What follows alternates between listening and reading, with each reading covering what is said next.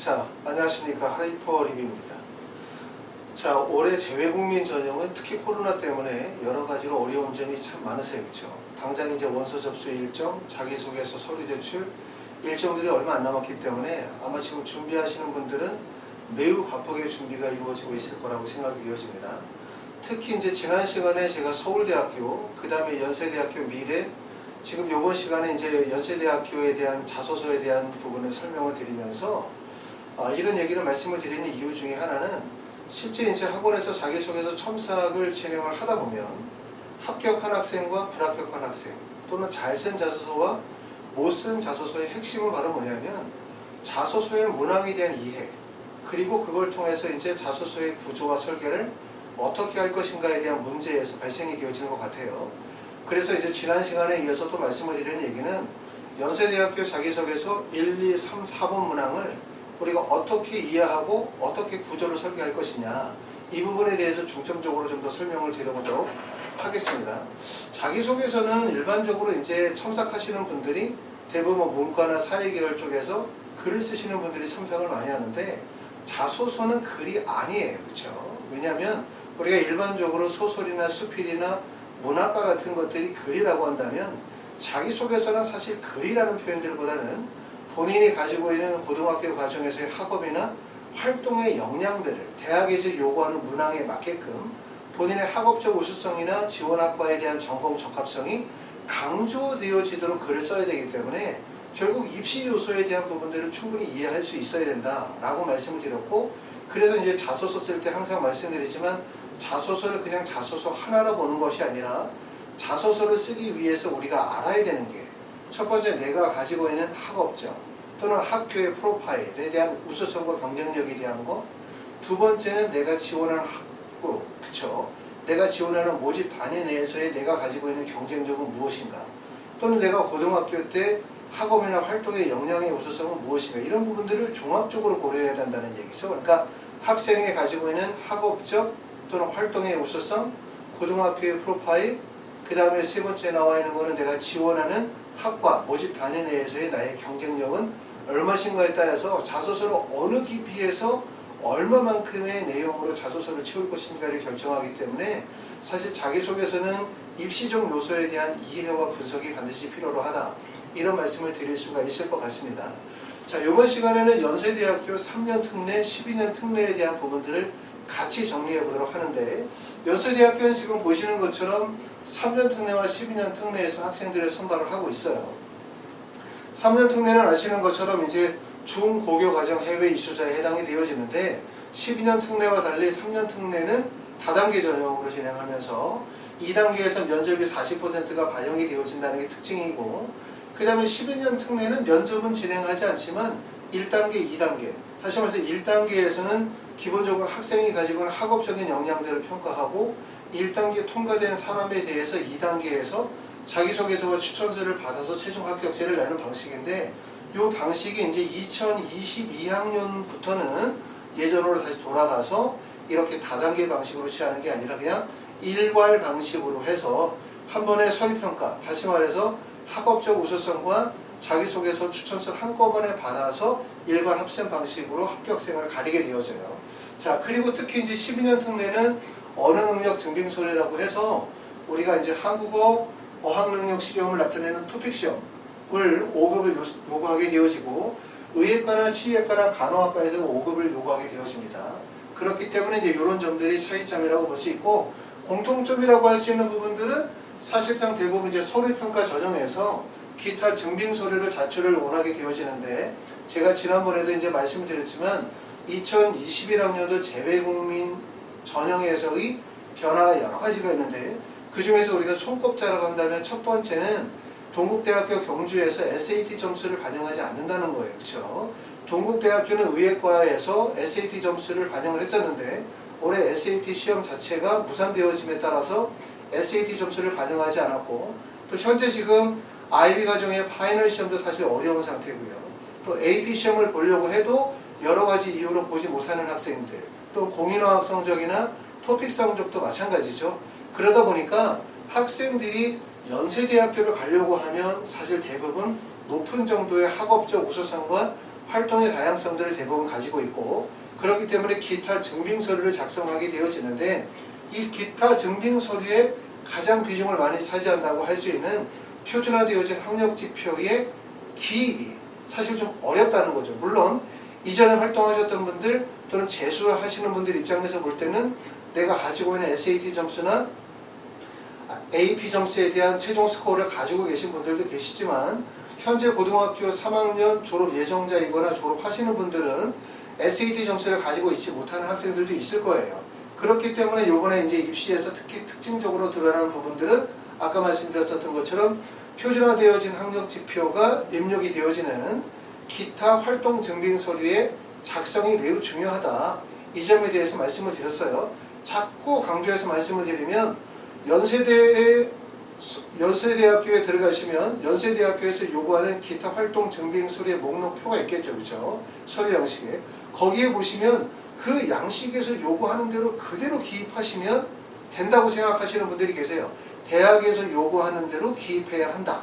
맞는 얘기인데 대학에서 요구한 대로 기입하는 게 중요한 게 아니라 더 중요한 거는 내가 기입을 했었을 때 대학에서 이 내용을 충분하게 이해하고 숙지하면 나의 우수성을 평가해 줄 수 있느냐라는 부분인데 더군다나 이제 해외에서 들어오시는 학생들 같은 경우들은 서류의 다양성과 복잡성 때문에 대학의 입학사정관들이 충분히 그것을 이해할 수 없는 경우들도 있다라는 말씀을 드렸어요. 그렇기 때문에 활동증빙 서류의 작성이 매우 중요하다고 말씀을 드렸습니다. 자, 활동증빙 서류의 하나의 예를 제가 좀 보여드릴게요. 지금 보시면 어떤 학생이 활동증빙 서류에 10개를 작성을 했습니다. 자, 증빙서류 목록에 들어가는 게 대부분 이거죠. 1번 항목에 들어가는 게 학생의 학업 우수성이니까 뭐 SAT 점수나 AP 성적이라든가 IB 스코어나 또 A레벨이나 뭐 이런 이 기본적으로 학업과 관련이 되어진 학력 지표들이 들어가겠죠. 이 학생을 보면 지금 SAT 점수가 1550점이다. 두 번째는 SAT2 수학이 800점이고 생명과학이 800점이다. 그 다음에 토플 점수가 119점이다. HSK가 6급을 맞았다. 그러면 여기에 나타나는 게 표준화되어진 학력 지표와 어학 능력 성적의 점수가 딱 기입이 되어져 있고 이거는 사실 부연적인 설명이 필요가 없어요. 그렇죠? 왜냐하면 이 점수만으로도 충분히 이 학생이 우수한 학력을 가지고 있다는 게 이해가 되어지니까. 근데 이제 제가 말씀드리는 얘기는 전년도에는 이렇게 다 기입을 했는데 올해 만약에 SAT 점수를 봐서 여기다 넣으려고 했었는데 이번에 SAT가 취소가 되어지면서 시험을 못 본 학생들이 예하면 SAT 점수를 기입할 수가 없겠죠. 또는 예를 들어서 토플 점수가 내가 그 전에 처음에 시험 봤었을 때는 한 100점 정도 맞아서 이번에 재시험을 좀 여러 차례 보면 적어도 한 116, 7점까지 올라갈 수 있겠다라고 생각하는데 여러 가지 사정으로 인해서 토플 시험을 제대로 못 봤거나 HSK 시험을 제대로 못 봤다고 한다면 요 중에 몇 개 항목이 빠져나갈 가능성이 좀 있겠죠. 그럼 빈공간이 생길 거 아니에요. 그렇죠? 그랬었을 때 우리가 기타 증빙서를 어떻게 작성할 것인가 이 부분이 되게 중요한 요령이 될 것이다 라고 말씀을 드렸고 자 그러면 핵심이 뭐냐면 5번, 6번, 7번, 8번, 9번, 10번이에요. 제가 말씀을 드리는 얘기는 뭐냐면 기타 증빙 서류에 작성되어지는 내용이 다양한 나라에서 다양한 학력 지표를 가지고 국내 대학의 원서를 쓰다 보면 기타 증빙 서류에다가 기입하는 내용들을 입학 사정관들이 알 수가 없어. 우리가 서울대의 원서를 쓴다, 연세대의 원서를 쓴다, 그럼 입학 사정관이 연세대학교 교수님이야. 모든 걸 알 것 같아. 이렇게 착각하시면 절대로 안 돼요. 그렇죠? 입학 사정관들이 잘 모른다니까요. 이 서류를 보고는 자, 그럼 알 수 있는지 봅시다. 이 학생이 지금 2018년도에 클럽 MD 주니어라고 했어요. 이렇게 적어놨죠? 클럽 MD 주니어. MD 주니어? 그러니까 뭔가 의학 관련된 동아리 활동이라는 건 이해가 돼요. 자, 여기 보니까 앵코는 뭘까? 클럽 앵코. 클럽 SOS는 뭘까? SOS는 뭔가 좀 약간 의학적인 느낌? 나죠, 그쵸? 심폐소생술을 뭐 실험하는 건가? 이런 느낌이 들긴 하는데 제 얘기는 뭐냐면 이렇게 동아리 활동 내용을 간단하게 기입을 해버리면 읽는 사람이 이 동아리가 어떤 동아리고 그리고 학생이 이 동아리 활동에서 어떤 활동을 했고 그 이 동아리 활동의 주된 내용은 무엇인지에 대한 부분을 알 수 있습니까? 없습니까? 알 수가 없다는 거예요. 그쵸? 그리고 밑에 나와 있는 내용도 봐요. Summer Clinical Attachment라고 되어져 있어요. 자, Clinical이라고 되어져 있으니까 이 학생이 의대 가려고 하는 학생이니까 의학과 관련된 내용은 알지만 내가 만약에 연세대학교 입학사정관이라 하더라도 내가 이 학생과 동일한 고등학교의 동아리 활동을 한 사람이 아니라면 이렇게 간략하게 제목만 적어놨다면 내용이 무슨 활동을 했는지를 도저히 알 수가 없다는 거예요. 이해되시죠? 그래서 제가 자꾸 강조해서 말씀을 드리는 얘기는 기타 활동 증빙 자료에서 동아리 활동이나 봉사활동이나 수상 경력과 같은 내용들은 그대로 내용만 적게 되어지면 입학사정관들이 정확하게 내용을 판단할 수 없기 때문에 이 대회가 가지고 있는 의미, 나의 역할, 그리고 이 중요성, 이런 것들에 대해서 한국어로 부연 설명이 반드시 필요로 하다.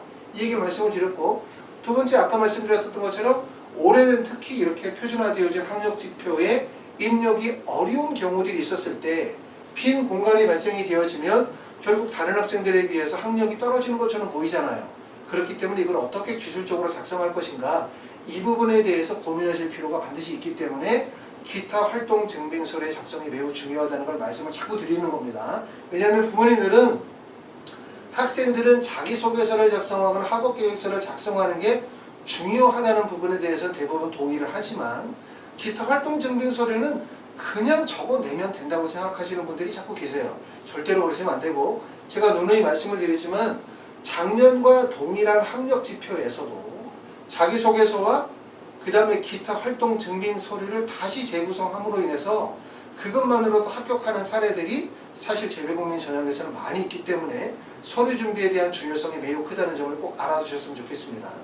자, 그 다음에 지난번에도 이제 제가 한번 설명을 드린 적이 있어요. 재외국민 전형 3년 특례든 12년 특례든 가장 커다란 특징 중이기도 하고 또 단점 중에 하나가 뭐냐면 지원할 대학이 별로 없다는 거예요. 그렇죠? 만약에 우리가 3년 특례 전형으로 원서를 쓰려고 한다. 근데 서류 중심의 원서를 쓰려고 한다면 아시는 것처럼 연세대, 고려대, 서강대, 성균관대, 한양대, 중앙대까지 하면 딱 6개 대학밖에 없는 거예요. 그렇죠? 그러니까 결국은 재외국민 전형에서는 대학 결정이 중요한 게 아니야. 왜? 그러니까 서류 전형으로 대학을 가려고 하면 어차피 연세대부터 중앙대에서 끝나요. 그리고 경희대로 가거나 이화여대로 가거나 건국대로 가게 되어지면 지필공사 전형이기 때문에 사실은 전형의 연계성이 떨어지죠. 그렇기 때문에 재외국민 전형은 뭐가 중요하다? 대학 결정보다 학과 결정이 매우 중요하다는 점을 여차부터 강조했고, 그리고 재외국민 전형의 학생들은 대학을 결정하게 되어질 때 대부분 학과 중심으로 본인이 가고자 하는 대학의 전공 중심으로 적성 중심으로 원서를 쓰려고 해요. 국내 학생들은 대부분 본인이 가고 싶은 대학과 학과도 있지만 합격 가능성 중심으로 원서를 쓴다면 재외국민 전형, 외국인 전형 학생들은 대부분 합격 가능성보다 먼저 생각하는 게 나의 적성과 진로에 대한 부분들을 생각을 하다 보니까 문제는 뭐가 문제냐? 특정 학과에 다 몰린다고 말씀을 드렸어요.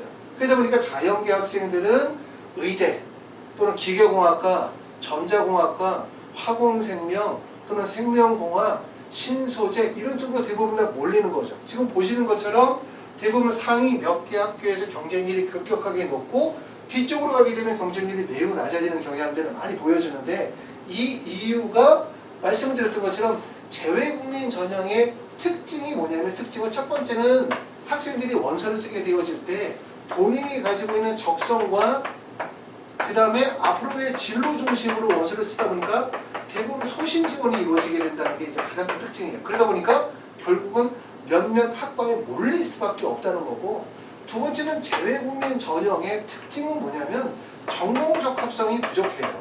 전공 적합성. 전공 적합성이 부족하거나 또는 다양성이 결여되어 있다는 점을 아셔야 돼요. 다양성 결여.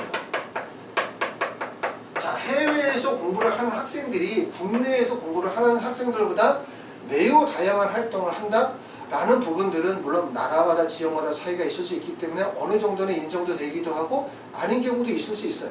그런데 제가 말씀드리는 다양성의 결여라든가 전공 적합성의 부족을 얘기하는 부분들은 뭐냐면 서류상에서 국내 학생들의 학교생활 기록부에는 약 10개 정도의 항목이 있어요.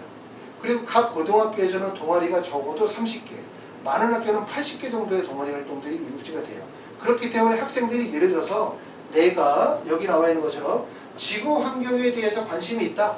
그럼 환경 동아리가 있어요. 천문학 동아리가 있고, 또는 예를 들어서 내가 식품에 관심이 있다. 그럼 그와 관련이 되어진 동아리 활동들이 있고, 그리고 학교생활기록부 내에서 독서 활동이라든가 진로 활동이라든가 세부 능력 및 특기 사항을 통해서 그런 것들을 쌓아 나갈 수가 있는데, 해외 고등학교 학생들은 대부분 다 학교 내의 동아리 활동의 다양성이 떨어지고, 두 번째는 배우는 교과목이 되게 단순해요. 그러다 보니까 자연계 학생들이 배우는 교과목들이 일반적으로 수학이나 생명과학이나 화학, 그러고 난 다음에 컴퓨터 사이언스, 그 다음에 거기서 좀 더 넘어가면 뭐 피직스 같은 이런 거로 넘어가기 때문에 수학 과목에서 배우는 교과목이 매우 단조롭다는 거예요. 그러니까 교과목이 단조롭고 그 다음에 교내 활동들이 큰 폭으로 있지 않아요. 대부분 액티비티라고 하는 게 해외 활동이라고 하는 거는 학업과 관련된 액티비티보다는 일반적으로 이제 뭐 스포츠나 문화나 예술과 관련된 액티비티들이 더 많이 활성화되어져 있기 때문에, 그렇기 때문에 정작 원서를 쓰려고 하면 문제가 뭐냐면 몇 개 학과로 집중이 되어질 수밖에 없다는 거예요. 왜? 그렇게 공부를 했으니까. 그리고 두 번째는 뭐냐면 그 외의 학과로 원서를 쓰려고 하면 자소서에 쓸 거리가 없거나 아니면 학과 적합성이 떨어지는 거예요. 내가 요번에 좀 고려대나 연세대학교를 가야 되는데 전기공학과, 기공학과로 원서를 쓰게 되어지면 상향인 것 같으니까 학과를 좀 낮춰서 쓰자. 그러면 예를 들어서 연세대학교에 지구환경과학부가 있어. 그럼 지구환경과학부로 원서를 쓰자라고 하면 문제는 뭐냐면 쓸 수는 있는데 자소서에 무슨 내용을 써야 될지를 알 수가 없다는 거예요. 왜? 소재나 활동이 없기 때문에. 이게 재외국민 전형이 가지고 있는 특징 중에 하나예요. 다시 말하면 전공과 진로 중심으로 소신 지원을 하니까 대부분 학생들이 특정 학과에 몰리는 현상들이 발생이 되어진다는 거고, 두 번째는 전공 적합성이 부족하고 그 다음에 다양성이 결여가 되어졌기 때문에, 다시 말해서 학생들이 몰리지 않는 다른 학과로 원서를 쓰게 되어질 때는 자소서의 구성과 면접의 어려움이 발생이 되어지는 거예요. 자, 지금 보시는 것처럼 문과 쪽에서도 마찬가지예요. 이과만 그런 게 아니라 문과도 지금 보시면 특정 학과에서 학생들이 경쟁률이 집중되어지는 현상들이 보여지는데, 주로 문과에서 몰리는 쪽은 당연히 경영, 그 다음에 미디어죠. 언론홍보나 미디어 같은데 국제학부, 그 다음에 이제 심리학과, 이런 학과들을 대부분 해외 학생들이 매우 좋아하고, 그 다음에 이제 영어나 중국어로 넘어가게 되고, 학생들의 선호도가 떨어지는 거는 당연히 사학과라든가 철학과라든가 문헌정보학과라든가 이런 일반적인 학과들, 학생들이 교과 과정에서 경험을 못한 거예요. 그런 학과들에 대한 선호도가 낮아질 밖에 없어요. 그러니까 학생들이 학과를 선택하는 것은 첫 번째 교과목, 두 번째 학교에서 동아리 활동, 이게 영향력이 상당히 크잖아요. 그렇기 때문에 이러한 그 전공 적합성의 부족이라든가 다양성의 부족으로 인해서 특정 학과의 학생들이 몰리게 되어지고, 그렇지 학과로 원서를 쓰게 되어지면 결국은 자기소개서의 소재 구성과 면접 시에 답변에 어려운 점들이 발생이 되어질 수밖에 없다는 점이 특징이다. 이런 점들에 대해서 지난번에 말씀을 드렸고, 그렇기 때문에 재외국민 전형에서 중요한 부분들은 대학 결정보다 뭐가 중요하다? 학과 결정이 매우 중요하다. 학과 결정이. 그리고 학과 결정을 하고 난 다음에 우리가 꼭 중요한 부분은 결국은 자소서를 어떻게 쓸 것이냐, 자기소개서를 어떻게 구성할 것이냐. 그래서 자소서의 영향력이 매우 중요하다는 점에 대해서 제가 말씀을 드렸습니다. 자, 그러면 연세대학교 자기소개서 문항을 한번 보면서 설명을 드려보도록 할게요.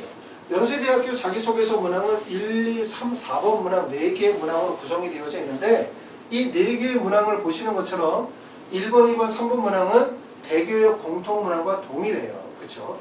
국내 학생들 수시 전형에서 사용하는 1번, 2번, 3번 문항과 동일한 문항입니다.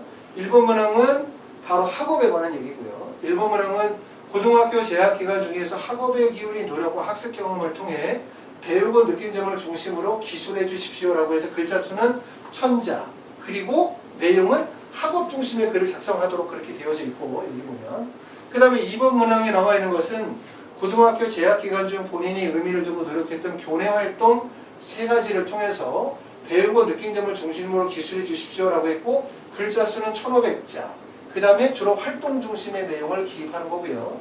세 번째 문항은 학교생활 중에서 배려, 나눔, 협력, 갈등 관리 등을 실천한 사례를 들고 그 과정을 통해서 배우고 느낀 점을 기술하라. 그러니까 세 번째 문항은 바로 뭐라 했냐면 배려나 나눔이나 협력이나 갈등 관리를 실천한 사례를 1000자로 작성하는 거예요.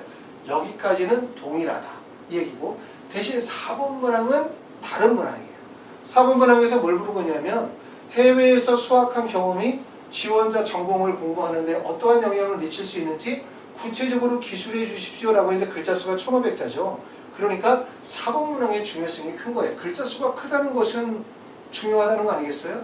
대학에서 좀 더 평가하게 되어질 때 배점이 높겠죠? 그러니까 당연히 여기서 중요한 문항은 바로 2번 문항과 4번 문항이 중요한 문항이라고 볼 수 있어요. 연세대학교에서는.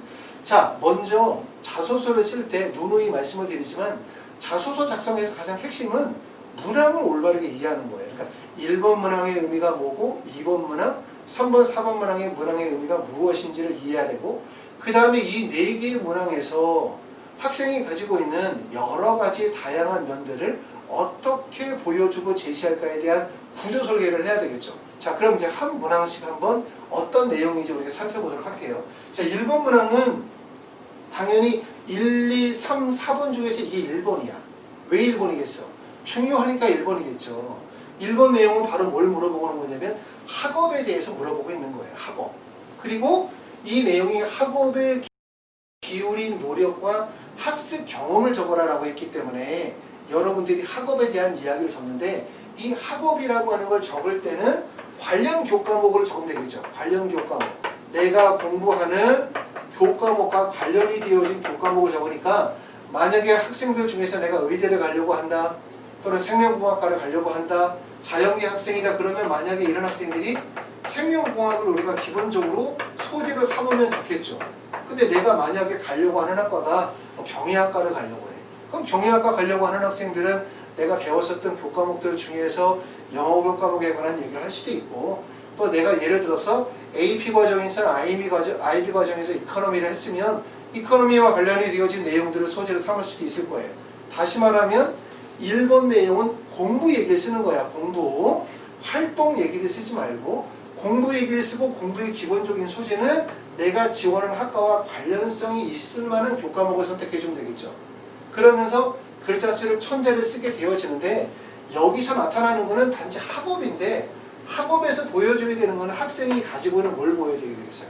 첫 번째는 탐구 능력을 보여주거든요. 탐구 능력이나 학생이 가지고 있는 탐구 능력과 자세에 대한 부분들을 강조하거나, 아니면 내가 가지고 있는 나만의 자기주도 학습 능력, 스스로 공부하는 능력을 보여준다든가, 아니면 본인이 가지고 있는 성취 결과, 어떤 성취의 과정들을 보여준다든가, 이런 식으로 본인이 자기 스스로의 공부를 통해서 성취 발달했었던 사례들을 구체적으로 보여주는 거예요. 아셨죠? 그러니까 1번 내용은 주로 뭘 중심으로 과목의 공부를 하는 걸 적어주는 거야. 내가 생명공학, 그럼 생명공학은 저는 예를 들어서 고등학교에 입학해서 생명공학 공부에 대해서 어떤 흥미를 가졌는지, 또는 어떤 어려움이 있었는지, 그래서 그걸 극복하기 위해서 어떤 노력의 과정을 통하여 어떤 성취의 결과를 이끌어냈는지에 대한 부분들을 구체적으로 기술하게 되어지고, 여기서는 핵심이 뭐냐면 바로 본인의 노력의 과정이, 본인의 경험이 구체적으로 드러날 수 있도록 작성하는 게 핵심이다, 이렇게 보실 수 있을 것 같아요. 2번 문항에서는 활동인데, 여기에 나와 있는 활동 3가지라고 되어져 있지만 일반적으로 3개를 쓰면 글자 수가 1500자잖아. 1500자에 3개를 쓰면 500자씩 써야 되거든요. 그럼 그냥 단순 사실을 나열하게 돼요. 글에 흥미가 없단 말이에요. 그러니까 대부분 2가지를 잡아요. 2개의 소재를. 2개를 잡아가지고 쓰게 되죠. 그러면 약 글자 수가 700에서 800자 정도의 2개의 소재를 잡아서 쓰게 되어질 거고, 그리고 두 번째는 뭐냐면 여기에 새긴 교내 활동이라는 개념이, 우리가 교내 활동이라고 생각하면 뭐가 있습니까? 학교에서 진행했었던 보고서를 작성했다, 교내에 대회 나갔다, 뭐 동아리 활동을 했다, 아니면 내가 봉사 활동을 했다라든가, 아니면 학교에서 멘토링 활동을 했다라든가, 아니면 내가 학교에서 뭐 반장이야, 캡틴이야, 이런 걸 했어. 여러 가지 활동들이 있을 텐데, 2번 문항에서 이야기하는 활동은 학업과 연관이 되어진 활동이어야 해요. 학업과 연관된 거. 자, 우리가 대학에 갈 때, 대학에서 나를 뽑을 때 뭘 보고 뽑아? 나의 학업적 우수성. 이게 핵심이죠. 착하니까, 예쁘니까 뽑아주는 게 아니거든요. 학업적 우수성이 아주 강조돼야 돼요. 남과 다른 뭔가 차별성, 우수성이 있어야 되기 때문에 결과적으로 학업과 연관이 되어진 활동 역량을 보여줘야 되거든요. 있거든요. 그러니까 만약에 예를 들어서 내가 자연계다, 의대를 가려고 한다. 그럼 여기에 나와 있는 활동에 대한 내용은 바로 어떤 내용들? 동아리 관련된 내용이라든가 발표라든가 보고서라든가 또는 교내의 대회에서 활동했었던 경험들을 가지고 쓰는데 어떤 내용으로 쓰냐면 아주 학구적으로 적어요. 학구적. 그러니까 내가 자연계에 적이다 그러면 자연계는 과학 심화 정도의 내용으로 글을 기술할 수 있도록 해야 된다는 얘기죠. 깊이 있게. 그렇죠? 깊이 있게 글을 기술을 해야지 이야기 핵심이 동아리 활동 과정에서 친구들과의 갈등, 친구들과의 소통, 협력을 통한 배려 이거 적는 거 절대로 아닙니다. 여기서의 동아리라고 하면 내가 만약에 과학 동아리를 했다. 아니면 내가 학교에서 뭐 다문화 동아리를 했다. 아니면 학교에서 내가 영어와 관련된 동아리 활동을 했다면 해당 교과목과 관련이 되어진 깊이 있는 심화학습 과정들에 대한 내용을 보여줘야 돼요. 그러므로 인해서 이 학생이 학업적인 역량들 뿐만 아니라 활동에 있어서도 심화되어진 학업적 역량을 보여줄 수 있다. 이렇게 보여주는 게 제일 나은 거죠. 자, 그러면 1번, 2번 내용은 어떻게 보면 하나야. 이게 배우고 실천하고 배우고 행동하는 과정이니까 하나라고 본다면 3번의 내용은 전혀 다른 내용이거든요. 그러니까 글의 색깔이 바뀌어야 되는 거지. 그러니까 1번, 2번, 3번, 4번 내용이 똑같은 비슷한 내용의 글이 아니라 1번과 2번 내용은 되게 학업 중심적이고 활동 중심적이면 아주 진지하고 깊이 있는 내용 글을 쓴다면 3번에 나와 있는 내용은 배려, 협력, 갈등 관계이기 때문에 본인의 감정과 생각을 좀 더 솔직하게 드러나는 글들을 써주면 좋겠죠. 그렇죠? 글을 쓸 때는 가급적이면 자세하게. 왜? 상대가 이해해야 되니까. 근데 여기서 얘기하는 것은 배려, 나눔, 협력, 갈등 관리라고 하는 거는 어떤 걸 가지고 쓰냐면 고등학교 과정에서 본인이 배려나 협력이나 나눔이나 갈등 관리를 실천했었던 사례를 중심으로 적어주면 좋고 이러한 사례로 활용하기에 좋은 사례가 우리가 누구나 쓰는 봉사활동 같은 거 있죠. 예를 들어서 내가 11학년 때 내가 거주하고 있는 우리 학교 근처에 있는 요양원이나 양로원이나 아니면 어린이 뭐 이런 시설에 가가지고 내가 봉사활동을 했다라든가 아니면 학교 내에서 뭐 기부금을 모아가지고 그걸 가지고서 봉사활동 단체에 도와주는 활동을 했다라든가 학교에서 어떤 대회를 열었다든가 뭐 등등등 여러 가지가 있을 거잖아요. 그러니까 봉사활동이라든가 아니면 학교에서 내가 임명직과 관련이 되어지는 반장을 했다, 회장을 했다, 동아리 캡틴을 했다 이런 내용들을 가지고 쓰되 학교에서 진행이 됐던 봉사나 아니면 반장이나 학급 대회와 같은 활동들 속에서 배려, 나눔, 협력, 갈등 관리를 실천한 사례를 적는 거죠. 친구들과의 관계들 속에서 여러 가지 어려움이 있었지만 그 어려움을 극복하는 과정에서 본인이 가지고 있는 역량이 드러나는데 문제는 적을 때 핵심은 뭐냐면 자신의 역량이 드러난다라고 하는 것이 나는 뭘 했습니다. 나는 아이들을 모아서 친구들을 모아서 무엇을 했습니다. 라고 하는 것이 본인이 자기주도적으로 했다. 본인이 뭔가 성취를 했다라고 하는 게 그 결과가 드러나는 건 아니에요. 이 글을 쓸 때는 매우 겸손한 자세를 갖춰야 된다고 생각을 해요. 동아리 친구들과 같이 활동을 하는 과정에서 동아리 친구들이 비협조적이었다. 동아리 애들은 잘 몰랐다. 나만 알았다. 내가 혼자 다 주도했다. 이런 내용들을 쓰게 되어지면 되려 자기주도적이다. 되게 능력이 있다라는 것보다 독선적인 자세를 가지고 있다는 자세로 보여질 수 있기 때문에 결국 이 부분의 핵심은 뭐냐면 이러한 배려나 나눔이나 협력이나 갈등 관리를 통해서 학생이 가지고 있는 인성이나 사회성, 가치관의 우수성을 보여주는 거지 활동의 역량을 보여주는 게 아니거든요. 다시 말하면 인성이나 사회성이나 가치관의 우수성을 보여주는 거지 자신의 활동의 우수성을 보여주려고 하는 게 아니에요. 그렇기 때문에 자칫 잘못하면 독선적인 자세, 소통하는 자세가 부족하다는 인식을 줄 수 있다는 거예요. 그렇기 때문에 이 글을 통해서는 자신을 낮추고 다른 사람을 조금 더 존중하면서 자신을 성찰하고 반성하는 자세를 반드시 보여줄 필요가 있다라는 점을 꼭 아시고 6번, 3번 문장에서는 가장 핵심이 바로 뭐냐면 반성이 있어야 돼요. 반성. 자소서에서는 제가 항상 강조하는데 어떤 자소서가 제일 좋냐면 1번 문항이든 2번 문항이든 3번 문항이든 4번 문항이든 꼭 들어가야 되는 부분이 반성. 반성과 자기 성찰이 반드시 필요하거든요. 그러니까 공부를 잘한다. 내가 활동의 역량이 뛰어나다. 그래서 저는 잘합니다. 저는 우수합니다. 저는 열심히 했습니다. 이것이 아니라 열심히 노력하고 이만큼 달성을 했지만 스스로가 반성하는 거죠. 학업적 노력이 부족했다는 것에 대해서 학업적으로 노력이 부족했다는 점에 대해서 반성을 해야 되고 내가 다른 사람들에서 좀 더 많은 배려와 관심을 갖지 못했다는 사실에 대해서 반성을 해야 되고 이런 반성들이 이루어져야만 결국은 뭐가 이루어지는 거냐면 발전이 이루어지고 차별성이 만들어져요. 차별성. 이 점을. 그러니까 반성을 잘하고 자기 성찰을 잘하는 자소서가 되게 훌륭한 자소서가 될 거라는 것을 꼭 알아두실 필요가 있습니다. 자, 4번 문항은 작성을 하게 되었을 때 되게 고민스러운 부분 중에 하나예요. 그리고 일반적으로 4번 문항을 학생들이 버리게 되거든요. 왜? 학업에 대한 얘기 여기다 다 썼어. 고등학교 때 활동 많지도 않은데 활동 여기다가 1500자에다 2개 소재 썼지.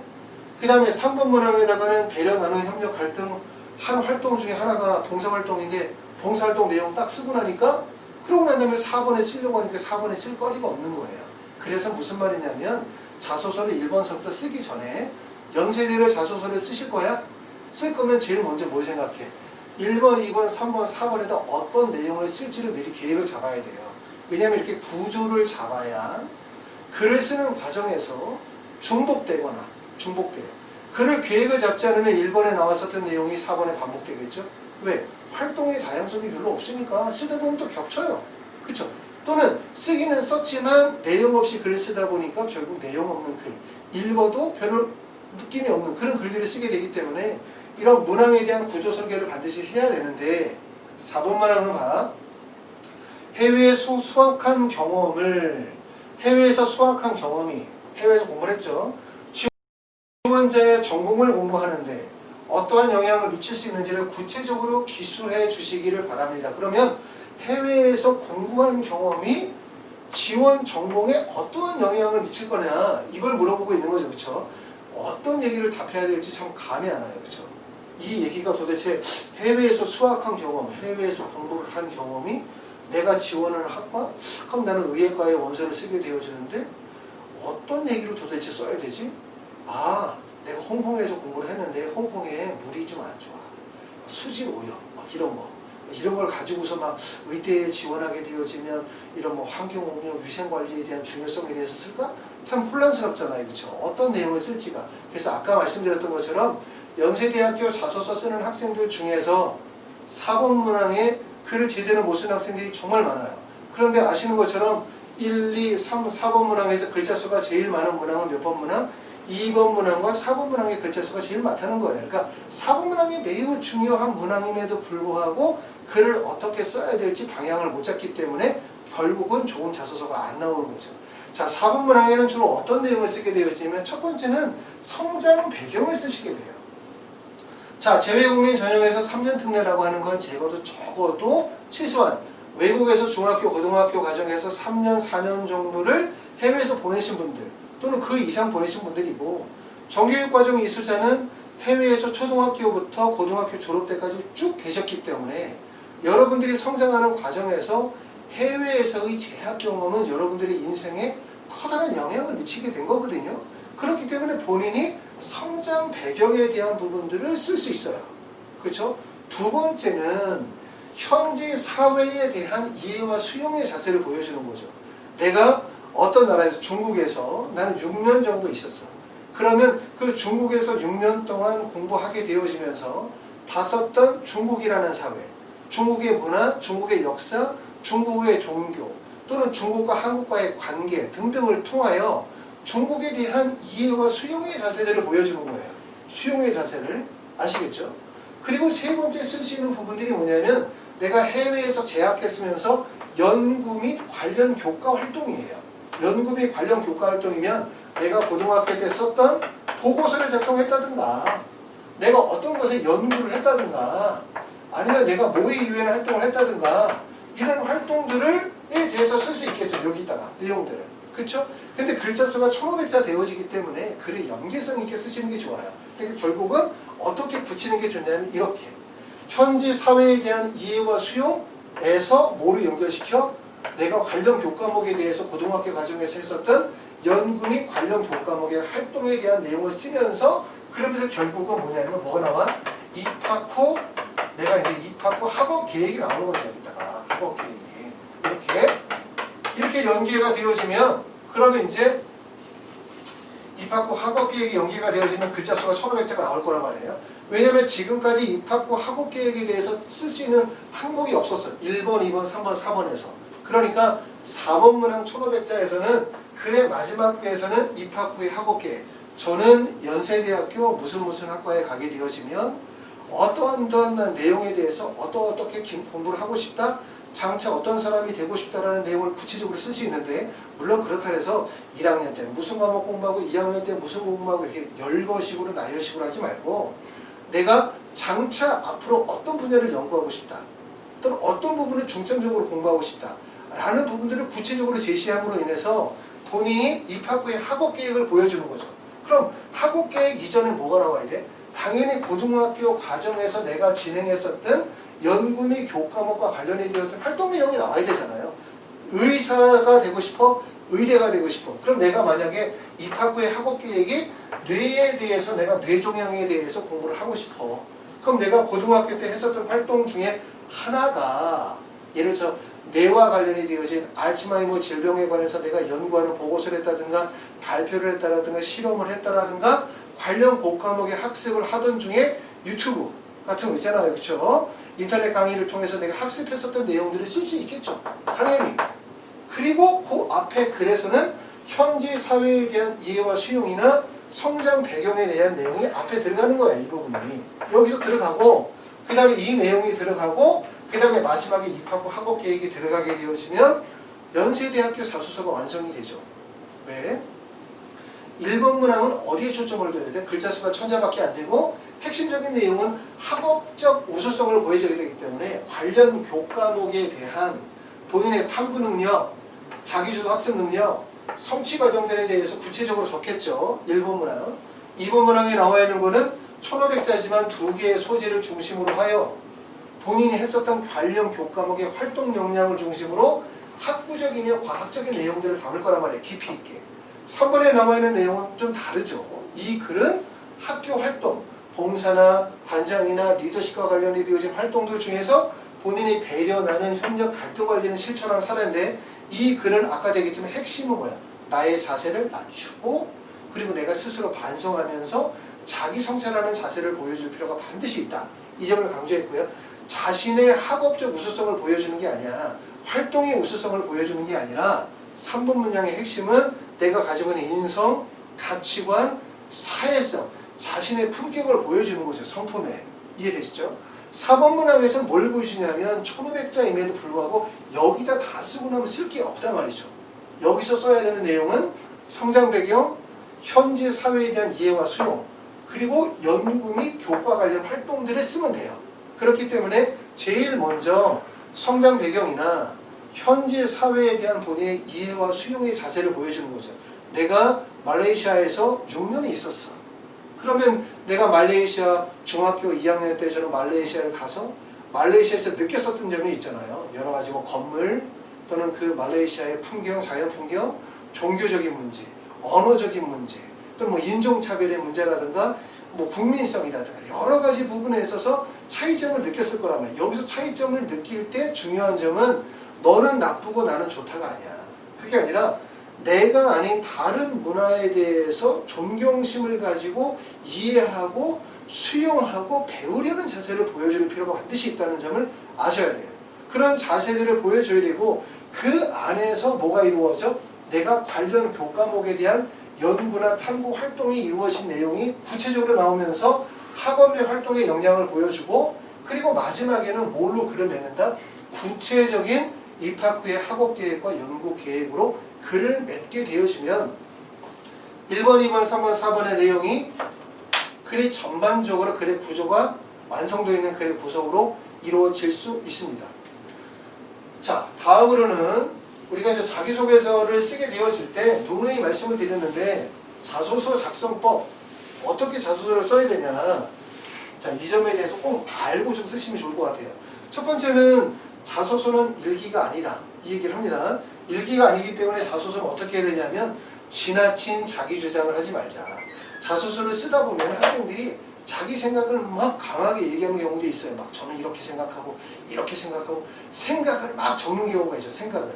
그런데 자소서는 생각을 적는 게 아니야. 본인의 경험과 활동을 통한 생각을 적어야지 그냥 자신의 생각을 막 읊어놓는다고 되는 게 아니거든요. 그렇기 때문에 지나치게 자기 생각을 많이 전달하는 거 좋지 않고 생각은 반드시 뭐가 있어야 된다? 근거와 출처, 다시 말해서 경험과 활동을 통한 배우고 느낀 점이어야 된다는 점을 알아두실 필요가 있고, 두 번째는 성취 결과보다는 노력의 과정을 꼭 써야 된다. 이거 되게 중요해요. 부모님들이나 자기소개서 첨삭하시는 분들은 다 어떻게 쓰냐? 뭐뭐뭐 해서 뭐뭐뭐 했습니다. 뭐뭐뭐 해서 뭐를 발표했습니다. 뭐뭐뭐 해서 수상을 했습니다. 했다, 상을 받았다, 잘한다는 걸 자꾸 강조하고 싶죠. 그런데 정말 잘한다, 잘한다는 받았다, 발표했다, 수상했다가 아니야. 핵심은 그 과정에서의 우수성이 드러나는 게 핵심이라는 점을 알아두실 필요가 있고, 대학의 입학처나 학과 소개나 인재상과 같은 내용들을 활용하는 건 절대로 안 좋다. 왜냐하면 그러면 한 줄만 읽어도 뻔한 자소서. 본인의 글이 아니거든요. 자소서는 자기의 글을 써야 돼요. 그러니까 글자 수에 있는 글자 수, 1000자, 1500자, 1000자면 그 안에 본인 이야기를 담아야지. 대학의 커리큘럼을 갖다 붙여, 대학의 인재상 갖다 붙여, 저는 연세대학교에 어떠어떠한 인재상에 걸맞는 인재가 되기 위해서 뭘 노력을 했고 뭐 세계 최고의 연세대학교 꼭 붙여주세요. 안 붙여줘. 절대로 그렇게 얘기하면. 아시죠? 대학에다가 아무리 붙여달라고 간청을 한다 하더라도 대학에서 절대로 붙여주지 않는다는 걸 꼭 알아두셔야 돼요. 그렇기 때문에 당당하고 자신있게. 그렇죠? 자, 7번은 대필은 유사도 검사보다 불합격 가능성이 높아요. 대필을 한다? 그래서 우리가 유사도 검사라는 게 있죠. 유사도 검사는 꼭 아셔야 되는 게 비슷하다, 유사하다, 넌 불합격. 이게 아니에요. 유사도 검사라는 말의 표현을 했지만 자기소개서의 유사도라는 것은 전년도에 합격한 학생의 자소서 또는 지원한 학생의 자소서를 대교협색을 데이터베이스 회시키죠. 그러고 난 다음에 새롭게 지원한 학생의 자소서와 비교를 해서 지원한 학생이나 합격한 학생의 자소서의 내용과 겹치면 유사도에 걸리는 거거든요. 보통 두 줄을 그대로 따서 붙이는 경우라고 해석되면 돼요. 다시 말하면 유사도 검사는 그건 표절이야, 표절. 남의 글을 베껴서 붙이는 거. 표절만 아니고 엄마가 쓰든 아빠가 쓰든 학교 선생님이 쓰든 누가 쓰든 간에 직접 쓰기만 하면 유사도 검사에는 걸리지 않아요. 그런데 제 얘기는 그렇기 때문에 유사도는 사실 걱정할 바가 못 되는데 무서운 건 표절, 대필로 해서 유사도가 무서운 게 아니라 표절이나 대필을 하게 되어지면 불합격한다는 거예요. 왜 불합격해? 자소서를 어떻게 써? 학생이 쓰고 난 다음에 첨삭 선생님이 바로 첨삭을 쓰게 되어지면 남학생의 글이 여학생으로 바뀌어요. 여학생의 글이 남학생으로 바뀌어요. 학생이 안 쓰고 선생님이 쓰다 보면 어떻게 돼? 그냥 표면적인 내용들을 하게 되어지는 거예요. 구체적인 사례 전달이 절대로 안 된다는 얘기죠. 그렇기 때문에 자소서가 위험한 거예요. 그래서 하이퍼리비에서는 자소서 첨삭을 진행하게 되었을 때 2단계 작업을 하게 돼요. 먼저 제가 학생의 자소서 초안과 활동 내용, 우수성, 서류들을 모두 검토해서 학생이 쓴 자소 초안을 바탕으로 해서 자소서의 구조를 설계하고 그러면서 학생이 직접 그거를 수정 보완할 수 있도록 이끌어줘요. 그러면 거의 학생의 역량이 다 발휘가 되죠. 그러고 난 다음에 글이 어느 정도 완성이 되어졌을 때 마지막으로 첨삭 선생님을 배정을 해서 학생의 글에서 부족한 부분들을 채우면서 글을 논리적으로 완성하는 과정이죠. 그러면 결국 첨삭 선생님의 역량이 최소화시키는 거예요. 다른 사람이 글을 최소화시키고 학생이 글을 쓸 수 있는 방향을 잡아주면서 이끌어주는 거죠. 그러면 결국 학생의 역량과 우수성이 잘 드러나면서 학생의 글이 나오는 거예요. 아셨죠? 그런 점들이 중요하다는 점을 말씀을 드릴 수 있습니다. 자, 마지막으로 연세대학교는 이제 면접이 우리가 12년 특례인 경우에는 면접이 없지만 3년 특례는 면접을 보게 되어지는데 면접을 보는 날짜가 좀 늦어요. 그렇죠? 8월 29일에 면접을 보게 되어지고 학원에서는 8월 20일 날 1차 발표가 이루어지고 난 다음에 면접이 8월 22일, 23일 토요일, 일요일 날 오후 2시부터 5시 또는 24, 26일 월요일하고 수요일 날 2시부터 5시까지 해서 4번, 3시간씩 4번 총 12시간 수업으로 구성이 되어져 있고 반의 인원은 5명 정도 수업을 하게 되어지는데 연세대학교는 아시는 것처럼 재신문 기반의 면접이기 때문에 다른 학교와 면접의 유형이 좀 다릅니다. 그래서 여기에 맞춰서 면접을 준비하도록 할 거고 면접을 희망하시는 분들은 미리 예약하셨다가 면접을 진행하시면 될 것 같습니다. 자, 이번 시간에는 아까 말씀드렸었던 것처럼 연세대학교 자기소개서 작성법, 우리가 문항에 대한 이해와 그 다음에 자소서의 구조 설계를 어떻게 갈 것인지에 대한 부분들을 설명을 드렸는데 이런 부분들을 꼭 이해하실 필요가 있을 것 같아요. 왜냐하면 그러지 않고 글을 쓰는데 자꾸 집중해서 글을 쓰게 되어지면 결국 글의 특징과 역량이 드러나지 않거든요.